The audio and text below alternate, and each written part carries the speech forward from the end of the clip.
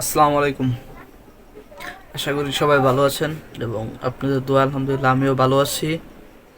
আজকে বিশেষ কিছু কথা আছে আপনাদের সাথে এবং ভিডিওটা যারা দেখতেছেন বা যাদের সামনে যাচ্ছে ভিডিওটা অবশ্যই শেয়ার করে দিবেন এবং আপনি নিজে সচেতন হবেন এবং ভিডিওটা শেয়ার করে আরেকজনকে সচেতন করার চেষ্টা করবেন।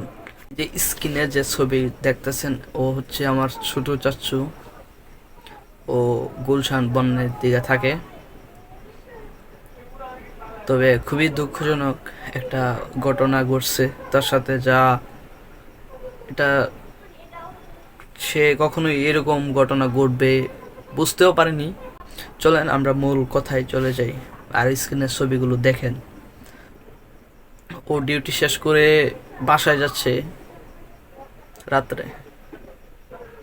সো কিছু ওরা আসলেই তো বলবো যে ওরা তো কোনো না কোনো ফ্যামিলির সন্তান, এমনি এমনি তো এই জমিনে আসে নাই, তাদেরও তো কোনো মা বাবা আছে যারা এই কাজগুলো করছে, তাই না? আচ্ছা, পরে এই যে এইখানে দেখেন, এইখানে তার 10টার উপরে শিলি লাগছে। চাকু আছে না, চাকু ভিতরে দিয়ে দিছে। চিন্তা করতে পারছেন মানুষের কমন সেন্স একটুকুনো নাই। আর বর্তমানে দেশের পরিস্থিতি খুবই খারাপ। গুলশান বনানীর মতো জায়গায় এরকম একটা কাজ করতে পারছে, একবার চিন্তা করতে পারছেন? মানুষ কতটা নিচে নামছে, মানুষ কতটা নিমক হারাম, বেঈমান নিমক হারাম হয়েছে, একবার চিন্তা করছেন? ওরা দেখেন হাতের মধ্যে চাকু দেয়া, তার সাথে পারাপারি হয়েছে, তার কোমরের উপরে পারাপারি হয়েছে।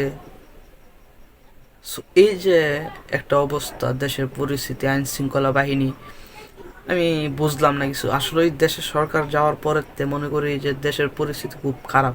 যতদিন দেশের নির্বাচন না হবে বা সরকার গঠন না হবে ততদিন দেশের পরিস্থিতি ঠিক হইব না।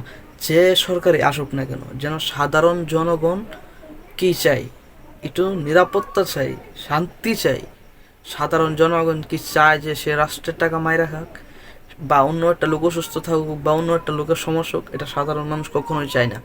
সাধারণ মানুষ চায় যেন সে নিরাপদে থাকে, সে যেন সুস্থ থাকে, সে যেন বাজারে রাস্তাঘাটে ফ্রিতে চলাচল করতে পারে।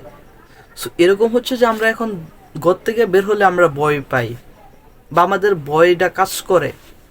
সো এই যে একটা সমস্যা, এটা আমাদেরকে সলভ করতে হবে। আমাদের আইন শৃঙ্খলা বাহিনী একটু সজাগ থাকতে হবে। আর রাত্রে পুলিশের যে টহলটা এটা একটু বাড়াতে হবে, কারণ ওরা এতটা সাহস পাই কই থেকে?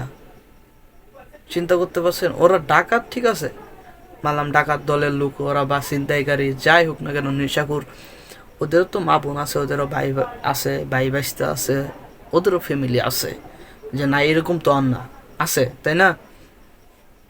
যাই হোক, বেশি কিছু বলবো না। সবার কাছে একটাই অনুরোধ, সবাই দোয়া করবেন যেন আমার চাচুকে সুস্থ করে দেয়। সবাই ভালো থাকবেন, সুস্থ থাকবেন। আল্লাহ হাফেজ।